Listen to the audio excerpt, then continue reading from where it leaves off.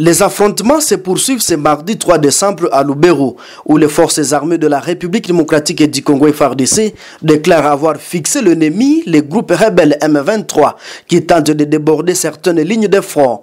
Selon le lieutenant Rugen Mbouyi, porte-parole de l'armée sur le front nord, les lignes de front n'ont pas bougé. Elles restent intactes et toutes les lignes sont sous contrôle des FARDC, citant spécifiquement les zones de Matembe, la colline de Kassinga, le Désantenne et Outoué. Hier, les affrontements ont cessé aux environs de 16h, 17h et ont repris ce matin, toujours entre les FARDC et les forces de défense du Rwanda et les supplétifs du M23.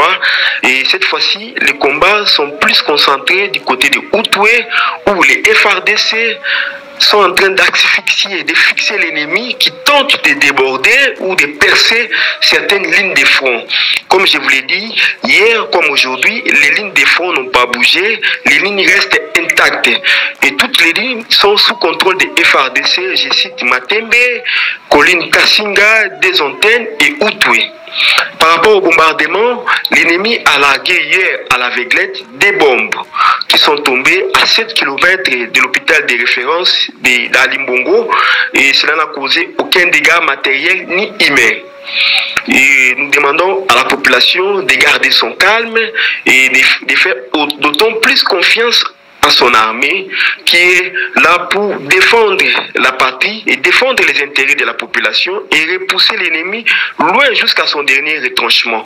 Et pour clôturer, je vous rappelle aussi, hier, tout autour de ces affrontements, les FARDC ont infligé d'énormes pertes du côté de l'ennemi RDF, plusieurs morts et plusieurs blessés. Et quelques effets, plusieurs morts et plusieurs blessés ont été comptabilisés dans les rangs de l'ennemi RDF, mais également quelques effets militaires ont été récupérés après les affrontements d'hier soir. Ces groupes rebelles à larguer des bombes qui sont tombés à 7 km de l'hôpital de référence d'Alimbongo, ça a causé des dégâts. Néanmoins, la situation reste préoccupante à Alimbongo, où des bombardements du M23 ont déjà blessé 4 civils, dont des enfants. Ces frappes ont provoqué une forte inquiétude parmi la population locale. Le FARDC, soutenu par le résistant Wazalendo, continue de repousser les assauts du M23, mais la région de Lubero demeure sous une forte pression, avec les combats de plus en plus violents. La situation reste volatile et la population vit dans l'angoisse face à l'intensification des attaques.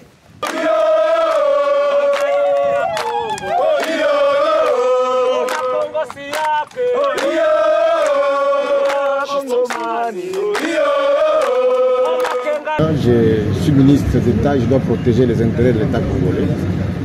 J'ai bien démontré que voilà, le contrat a été signé à des circonstances particulières par le ministre Guy Mikulu, qui était déjà démissionnaire, puisque c'est pendant que le gouvernement Sama avait déjà été nommé.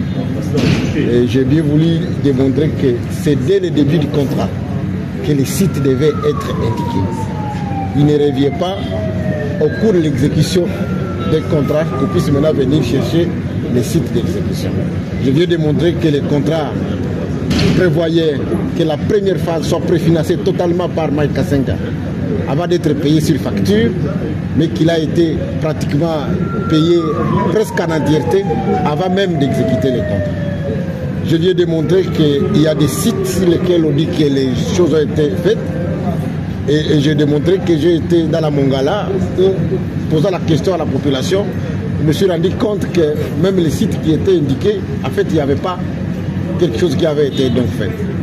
Moi, je crois que ici, il s'agit de la gestion rationnelle des fonds de l'État. 71 millions de dollars américains pris par un investisseur pour exécuter des choses dans lesquelles des rapports nous démontrent que jusqu'à présent, en tout cas, on n'a même pas franchi le seuil de 4 millions. 71 millions de dollars américains, c'est de l'argent qui peut servir 5 millions de personnes en milieu rural en eau potable. Donc je crois que ce dossier doit être pris au sérieux. Je sais qu'on n'a pas des estomacs pour consommer autant d'argent.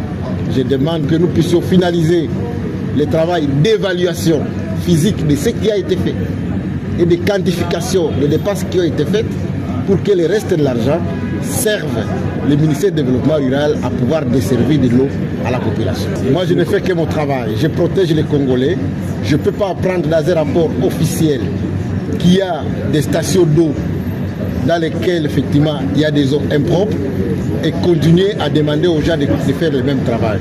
Je dois m'arrêter, et c'est de ma responsabilité en tant que ministre de tutelle, je dois m'arrêter, faire les contrôles pour pouvoir évoluer de manière plus rationnelle. Et par rapport au rapport préliminaire que j'ai, en tout cas les éléments prouvent que non seulement qu'il y a eu des éléments de surfacturation bien évidemment, mais aussi que la qualité de l'eau sur le terrain n'est pas appropriée, comme vous voyez bien le dire, qu'il y a un rapport technique qui a été fait à cet égard. Et donc je crois qu'un contrat qui n'est pas bien exécuté, qui concerne la consommation de l'eau par la population, et vous savez ce que ça implique, on ne peut pas continuer à l'exécuter.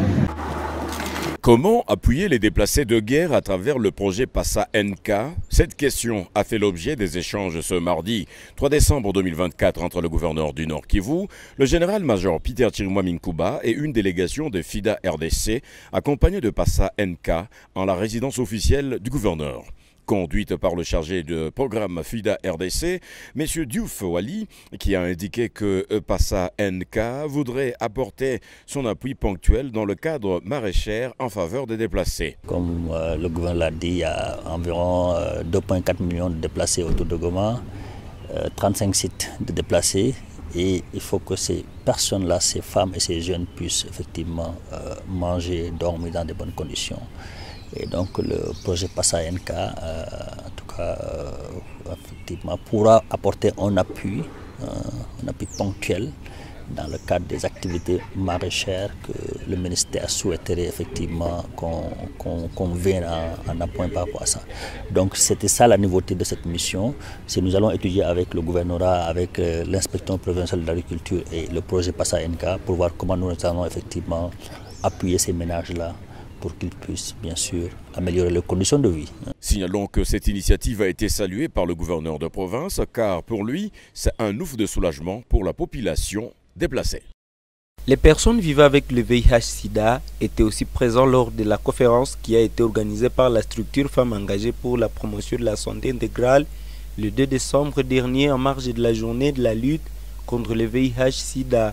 Après avoir suivi un thème sur leurs droits et les devoirs, certains ont parlé de l'expérience vécue avec ce virus.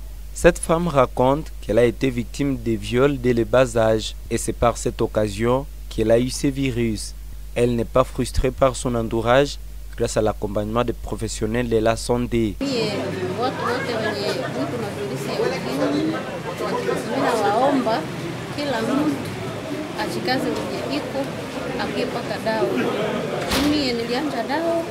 Na kwenye nilianjaka dawa mimi sina problem na ningefanya yangu imekuwa négatif. Un homme porteur du VIH décourage les personnes vivant avec cette maladie de contaminer volontairement leurs partenaires.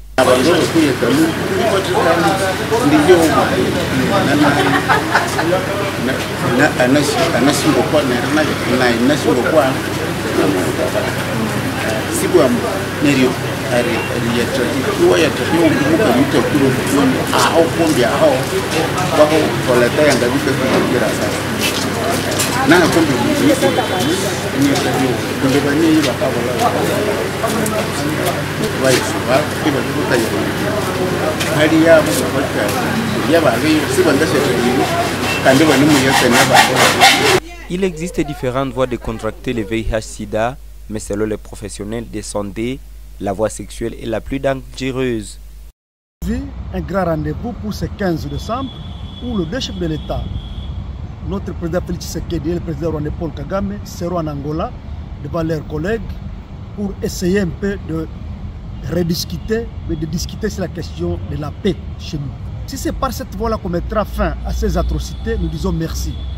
Mais nous pensons qu'en dehors de toutes ces discussions-là, nous avons l'obligation, notre pouvoir, notre gouvernement a l'obligation de mettre des bouchées doubles pour qu'en dehors de pourparlers, que nous soyons aussi préparés.